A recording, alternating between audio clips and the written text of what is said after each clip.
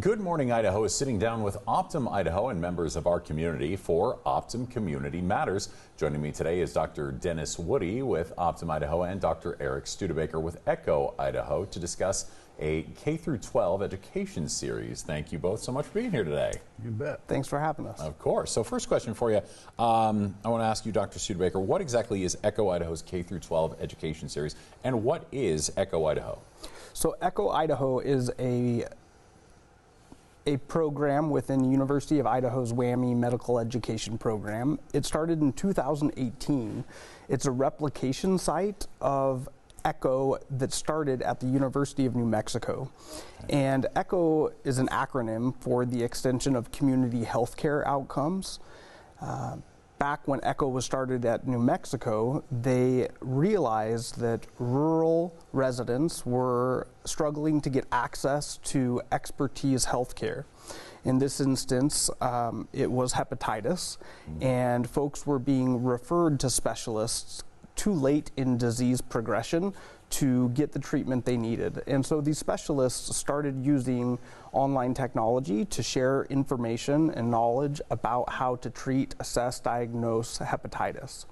And since that time, ECHO has been widely successful at sharing best practices and medical information with rural providers to ensure that folks get the care they need where they are.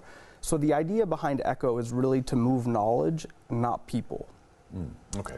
And how about your K-12 education series? What exactly is that? So not long after the University of New Mexico started their healthcare series, they recognized the effectiveness of ECHO at moving knowledge and started providing training for K-12 educators to address emerging best practices related to education, specifically in the K-12 setting.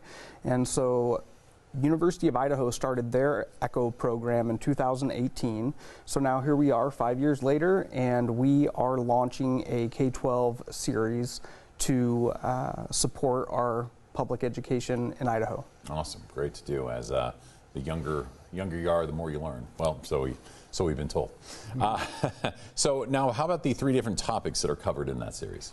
So this first year that we're launching K-12 series, we are focusing on behavioral health, substance use prevention and treatment, and a series for school nurses.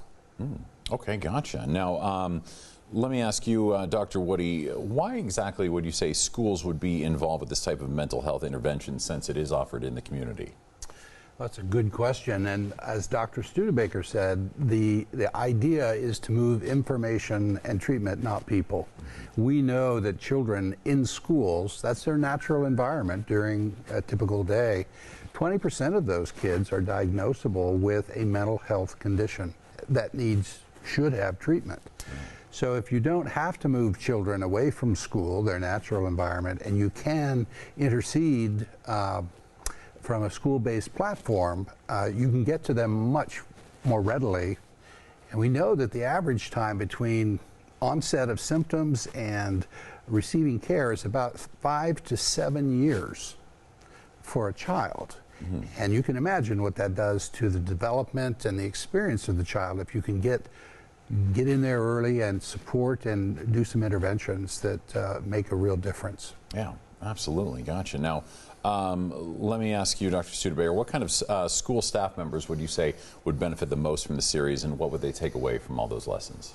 Our behavioral health series is really going to be for all educators, anyone working in the school setting with children, specifically school counselors, school psychologists, school social workers, school nurses, but of course classroom educators, instructional staff, support staff.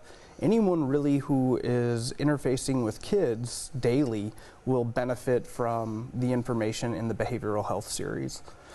The other 2 series may be a bit more focused on who might have an interest there, but those who are working to support and address substance use prevention and treatment definitely will have an interest in that series. Safe and drug-free school coordinators would likely have an interest there. And our school nurse series is very much focused on those that are providing health services within the school. Gotcha. Okay.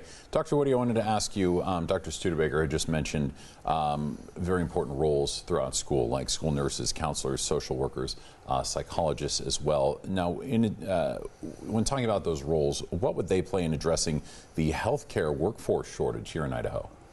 Well, it's pretty clear that we have a 100% shortage of mental health resources in Idaho. Yeah. We are technically a frontier environment, which implies that if you live in one of the smaller communities, the likelihood that the resources are very limited, if not there at all, is high. So those individuals within the school are specialized disciplines that are trained around the issues of mental health. And I think, as you heard Dr. Studebaker say, that it's more than just the specialized sorts of clinicians and folks working in the schools. It's the community of school participants. If you get administrators, you get parents, you get bus drivers, you get custodians involved in this concept, and what you have is a community that's aware and supportive, and we know that that's much more effective in terms of outcome. So that partnership that we have with ECHO around this issue of mitigation of mental health concerns, especially in young children, is a natural one, and it's one that we see advancing well into the future. Gotcha. Now, at the risk of repeating yourselves, but I feel it's very important to really hammer this point in. Like you mentioned, I had not heard our area considered a frontier environment before, but that's good to know right there. Why would you say this series is particularly important for those rural schools? I think, as I mentioned earlier, the access to specialized sorts of treatment for rural schools has been historically very limited. Yeah. You have to get in your vehicle and drive, and if you live 35, 40 miles away from the nearest resource, it makes it a lot tougher to get the intensity of the care and the specialties of care that you might need. Now, we're improving that with some of the telehealth aspects of interventions for small communities, but the information that we can convey in a training series like this for communities that have schools is tremendous. It has an impact. It has a lasting change across the spectrum of a child's development. So we see it as almost mental health first aid in the community where everyone is well informed. And much like healthcare, education in rural areas struggles to attract and retain these quality specialists for these positions. And so our hope is that this is a training opportunity to help them be as successful as they can and treat the variety of student cases and provide the support that the students need. Hopefully making them more successful and hopefully retain longer in their positions. Great, yeah. Dr. Woody, I wanted to ask you, why would you say, I mean, starting with what we're talking about, the K through 12 initiative, why would you say that substance use prevention and treatment is so important for the K through 12 audience?